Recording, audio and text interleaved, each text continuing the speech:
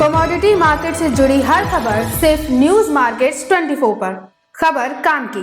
नमस्कार दोस्तों, welcome back to our channel News Market 24। आज की खबरों में हम आपको बताएंगे 2023 के बजट में क्या क्या है और कमोडिटी बाजार के साथ कई अन्य चीजों में किस तरह का फैसला लिया गया है, बजट में क्या क्या परिवर्तन हुआ है, क्या क्या आया है बजट में और क्या क्या मिला है।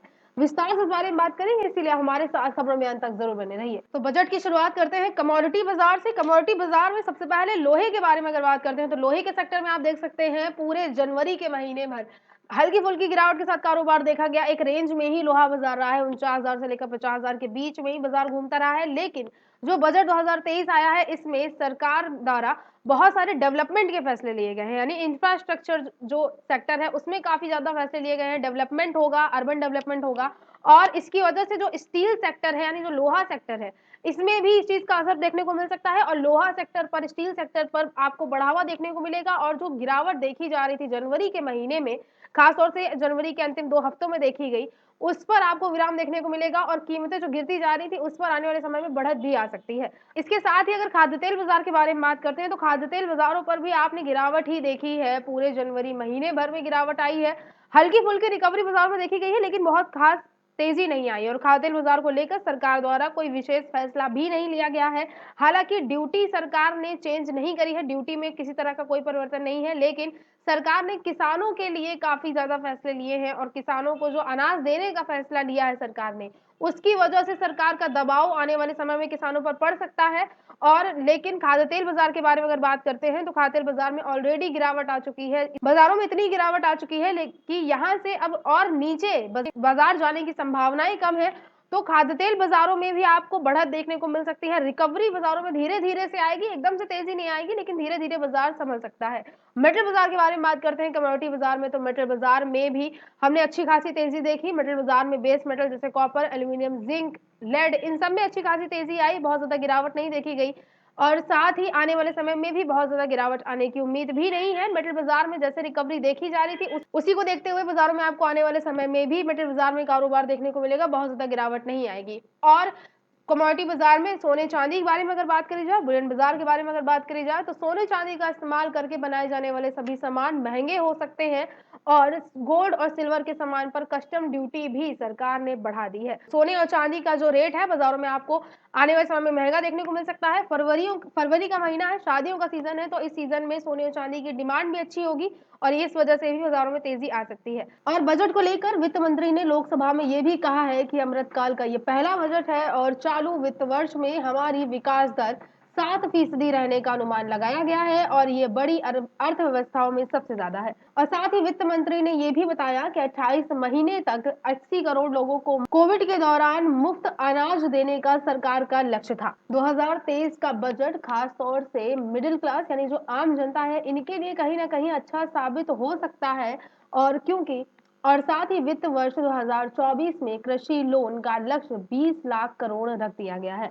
और साथ ही रोजगार के बारे में अगर बात करते हैं तो रोजगार पैदा करने पर सरकार का सबसे ज्यादा ध्यान होगा और जो सबसे बड़ी समस्या मार्केट के उतार चढ़ाव की जानकारी और मार्केट का ट्रेंड जानने के लिए जुड़े सुबह 9:30 बजे लाइव न्यूज मार्केट 24 पर अजय सिंह के साथ। डिस्क्रिप्शन में दिए गए लिंक पर क्लिक करके अभी ज्वाइन करें। और जो सबसे बड़ी समस्या है वो रोजगार ही है, तो इसको दूर करने के लिए सरकार आने वाले समय में कदम उठा सकती है।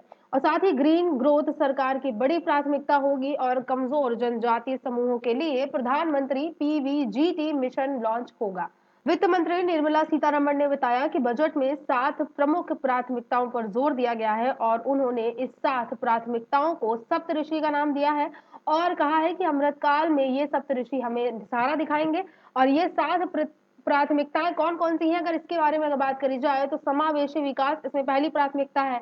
दूसरा है आखिरी पायदान या खड़े लोगों तक पहुंचना। तीसरा है इंफ्रास्ट्रक्चर और निवेश और क्षमता को रोजगार करना। हरित विकास यानी कृषि पर भी इस पर ध्यान दिया गया है। छठवीं है युवा शक्ति और सातवां फाइनेंशियल सेक्टर है। तो यानी इन सभी पर खास तौर से बजट 2023 के बजट पर ध्यान दिया गया है।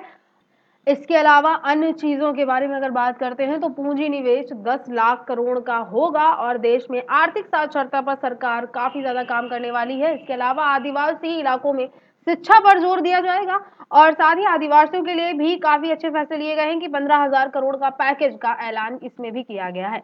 इसके अलावा छोटे उद्योग के बारे में अगर बात करते हैं तो सरकार ने इसके लिए भी कदम उठाए हैं और 9,000 करोड़ की क्रेडिट गारंटी दी है और जीआईएफटी शहरों में कारोबार सुगमता से बढ़ने के लिए कई योजनाएं भी दी गई हैं और इज ऑफ डूइंग बिजनेस के लिए 42 अधिनियम आने वाले समय में बदले जाएंगे और यातायात इंफ्रास्ट्रक्चर के लिए 75,000 करोड़ सरकार खर्च करने वाली है। इसके अलावा अगर अन्य चीजों पर गौर करते हैं तो वरिष्ठ नागरिक बचत योजना अधिनियम निवेश 15 लाख रुपए से बढ़ाकर 30 लाख रुपए कर दी गई है बजट 2023 में और साथ ही एमएसएमई को ब्याज दरों पर 1% की छूट भी आने वाले समय में मिलेगी। कई चीजों से जीएसटी भी हटाई गई है, जैसे मिश्रित सीएनजी से जीएसटी हटा दी गई है और साथ ही कच्चे ग्लिसरीन के शुल्क में कटौती भी करी गई है। और इसके अलावा जैसे कि आपको हमने शुरुआत में बताया कि सोने और चांदी के उत्पादों पर शुल्क वृद्धि कर दी गई है और सोने और चांदी आने वाले समय में महंगे हो सकते हैं। पीएम आवास योजना के परिव्यय को 66% बढ़ाकर 79,000 करोड़ रुपए से अधिक किया जा रहा है और इसके अलावा वित्त मंत्री निर्मला सीतारमण ने बताया कि सरकार मत्स्य पालन में शामिल लोगों को सक्षम करने के लिए 6,000 करोड़ के परिव्यय के साथ पीएमएम मत्स्य संपदा योजना के तहत एक उप योजना भी शुरू करेगी, जिसकी वजह से जो मछली पालन करते हैं लोग उनको इसका फायदा हो सकता है। सरकार ने 63,000 प्राथमिक कृषि ऋण समितियों के लिए भी कंप्यूटरीकरण भी शुरू कर दिया है। इसके अलावा और भी कई चीजों के बारे में बात करते हैं तो इनकम टैक्स को लेकर काफी फैसले लिए गए हैं। इनकम टैक्स लिमिट 7 लाख की कर दी गई है और 5G रिसर्च के लिए आने वाले समय में 100 नए लैब बनाए जाएंगे। अर्बन डेवलपमेंट पर आने वाले समय में काफी हद तक ध्यान दिया जाएगा। 10,000 करोड़ अब अर्बन डेवलपमेंट पर खर्च करेंगी सरकार और साथ ही पर्यटन पर भी विशेष फोकस दिया जाएगा। इसके अलावा नगर निगम भी अपने बॉन्ड ला सकेंगे। 50 नए एयरपोर्ट बनाए जाएंगे। एमएसएमई के लिए 9,000 करोड़ रुपए तय किए गए हैं और आने वाले समय में आधार कार्ड के अलावा पैन कार्ड भी पहचान पत्र के लिए मान्य होगा। रेलवे सेक्टर के बारे में बात करते हैं तो 2.5 लाख करोड़ रेलवे सेक्टर पर खर्च करेगी सरकार और इसके अलावा मेडिकल सेक्टर के लिए 157 नए मेडिकल कॉलेज खुलने की भी योजना है, जिसमें 140 नर्सिंग कॉलेज होंगे। बुजुर्गों के लिए जो सेविंग लिमिट है वो बढ़ाकर 30 लाख की कर दी है और महिलाओं को 2 वर्ष की 2 लाख की सेविंग पर 7.5% का ब्याज सरकार द्वारा तय किया गया है। इसके अलावा कुछ ऐसी चीजें हैं जो आने वाले समय में सस्ती हो जाएंगी और कुछ ऐसी चीजें हैं जो महंगी हो जाएंगी, जैसे कि टीवी, मोबाइल, ई कार और टॉय यानी जो खिलौने वगैरह हैं और साइकिल वगैरह है, वो सब चीजें सस्ती हो जाएंगी। इसके अलावा गोल्ड यानी सोना, चांदी, प्लैटिनम, सिगरेट और किचन चिमनी, ये सभी चीजें आने वाले समय में महंगी कर दी जाएंगी। मासिक आय खाते की लिमिट 4.5 लाख से बढ़ाकर 9 लाख सरकार ने कर दी है और इसके अलावा आने वाले समय में आईए के भी 3 नए सेंटर बनाए जाएंगे।